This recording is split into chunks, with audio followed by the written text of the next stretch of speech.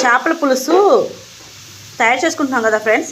అయితే వాటిలోకి ఫస్ట్ ఏవేవైతే వేసి కలుపుకుంటాం అనేది ఇప్పుడు చూపిస్తున్నాము, ప్రాసెస్ ఎలాగనేది. ఫస్ట్ వచ్చేసేటప్పటికి ఉల్లిపాయ పచ్చిమిరపకాయ వేసుకుందాము.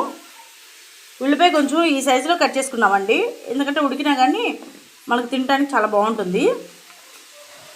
మేము వచ్చేసేటప్పటికి పచ్చిమిర్చి ఘాట్లు పెట్టుకొని వేసుకుంటున్నాం అనమాట. పులుపు, ఉప్పు, కారం పచ్చిమిర్చికి కూడా పడుతుంది అనమాట, తినేటప్పుడు చాలా టేస్ట్గా ఉంటుంది. ఇప్పుడు వచ్చేసేటప్పటికి ఉప్పు వేసుకుందాం, సరిపడినంత ఉప్పు, ఒక 2 స్పూన్స్ వరకు ఉంటుంది అనమాట. ఇంకేస్ సరిపోకపోతే తర్వాత టేస్ట్ చూసి వేసుకుంటాం అనమాట. పసుపు వేద్దాం,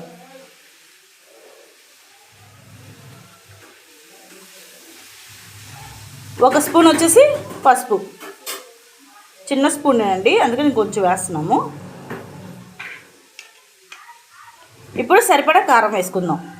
ఈ చేపల పులుసులోకి కారం కొంచెం ఎక్కువగానే పడుతుందండి, మన టేస్ట్ తగ్గట్టుగా ఎవరు ఎలా తింటే దాని విధంగా. మేము కొంచెం కారం ఎక్కువే తింటాం కాబట్టి ఎక్కువ వేసుకుంటున్నాము. ఇలా వచ్చేసి ఒక 2 గుప్పులు వేసుకుంటున్నాం అనమాట.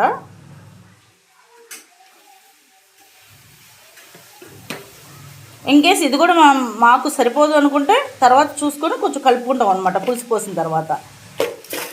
ఫస్ట్ ఇవన్నీ ఒకసారి ఇలాగ కలగలుపుకోవాలి.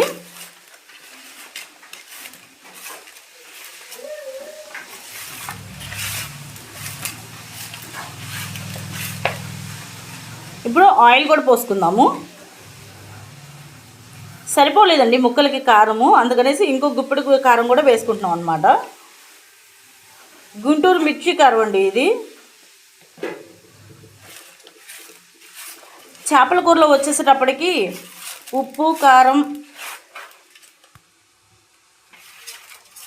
కారం అలాగే చింతపండు పులుసు, ఆయిల్ అనేవి కొంచెం ఎక్కువగానే పడుతుంది అనమాట. ఇప్పుడు మనకి సరిపడినంత ఆయిల్ కూడా వేసుకుందాము. ఆయిల్ కూడా కొంచెం ఎక్కువగానే పడుతుందండి.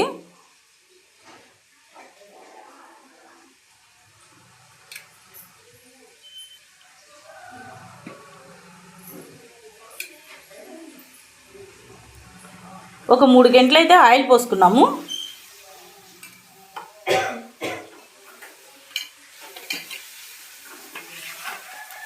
ఇవన్నీ కూడా ఉప్పు, కారం, ఈ ఆయిల్ అన్నీ పట్టే విధంగా మనం